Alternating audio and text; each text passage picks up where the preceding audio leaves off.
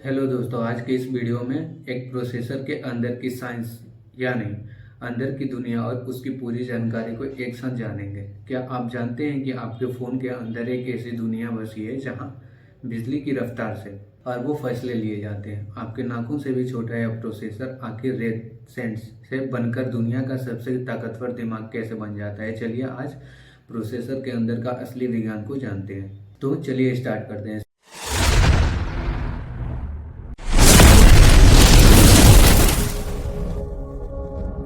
सबसे पहले इसके मटेरियल के बारे में बात करते हैं। चौंकाने वाली बात, प्रोसेसर का जन्म सेंट से होता है। रेड से सिलिकॉन को निकाला जाता है जिसे 99.99% शुद्ध करके एक कांच जैसी छड़ बनाई जाती है। फिर उसी पतले छड़ को स्लाइस में काटा जाता है जिसे हम वेफर कहते हैं। सिलिकॉन एक सेमीकंडक्टर है, यानी यह बिजली का ऐसा रास्ता है जिसे हम जब चाहे चालू करें और जब चाहे बंद कर सकते। अब जानते हैं प्रोसेसर के अंदर के बारे में।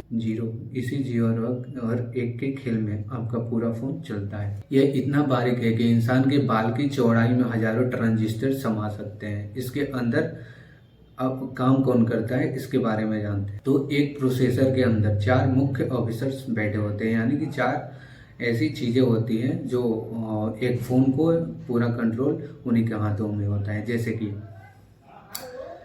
फर्स्ट हो गया अरिथमेटिक लॉजिक यूनिट। यह गणित का उस्ताद है, इसमें प्लस माइनस और हर तरह की कैलकुलेशंस यही करता है। दूसरा कंट्रोल यूनिट होता है, यह पूरी चिप का मैनेजर है। यह तय करता है कि किस डेटा को कैमरे के पास भेजना और किस डेटा को गेम के पास है। उसके बाद आता है कैश मेमोरी। यह प्रोसेसर की अपनी पॉकेट मेमोरी है। यह प्रोसेसर की अपनी छोटी याददाश्त है।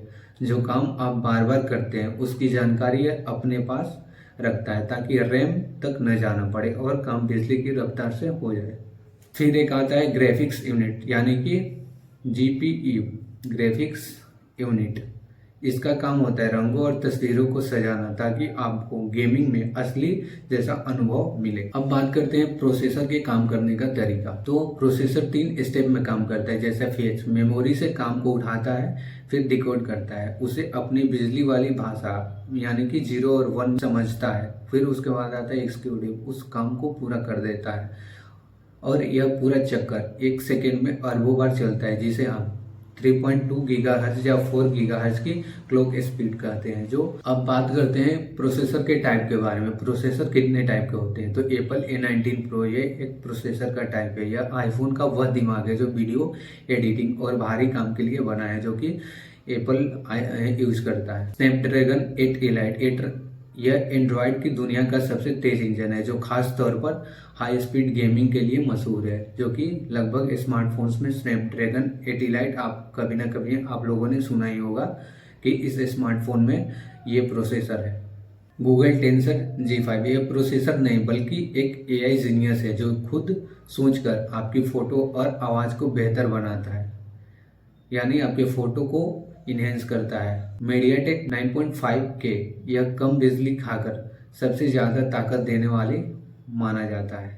यह प्रोसेसर लो बजट के फोन में के लिए काफी यूज होता है। काफी लो बजट के फोनों में यूज होता है मीडियाटेक डायमेंसिटी। अब बात करते हैं नैनोमीटर का क्या होता है। जब आप सुनते हैं कि 3 नैनोमीटर या 2 नैनोमीटर, तो इसका मतलब है कि ट्रांजिस्टर के बीच की जो दूरी होती है वो कम होती है। जितनी कम दूरी यानी कि बिजली उतनी ही कम खर्च होगी और आपका फोन उतना ही गर्म कम होगा और अच्छे से चलेगा। तो अगली बार जब आप फोन लें तो सिर्फ उसका कैमरा न देखे, वो यह भी देखे कि उसके अंदर जो प्रोसेसर है और जितना एडवांस है, क्योंकि प्रोसेसर जितना छोटा होगा यानी कि नैनोमीटर जितना कम होगा और गीगाहर्ट्ज जितना तेज होगा, आपका डिजिटल अनुभव उतना ही जादुई होगा। तो ये रहा प्रोसेसर के बारे में कंप्लीट जानकारी। तो आपको वीडियो पसंद आई हो तो वीडियो को लाइक करें, शेयर करें और सब्सक्राइब करें। धन्यवाद।